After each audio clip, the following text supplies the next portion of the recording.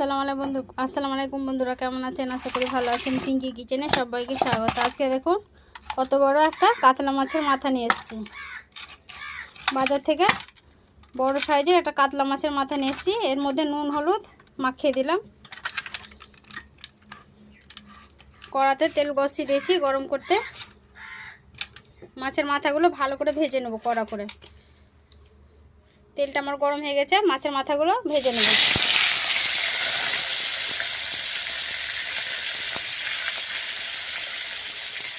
লাল লাল করে মাছের মাথাগুলো ভেজে নেব।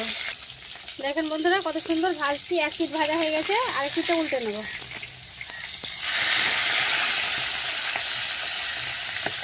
1 কিলো সাইজের একটা কাতলা মাছের মাথা, 1 কিলো সাইজের মাথাটা 1 কিলো হয়েছে কাতলা মাছের মাথাটা। দেখেন এভাবে আমি সবগুলো ভেজে নেব, মাথাগুলো ভেজে নেব।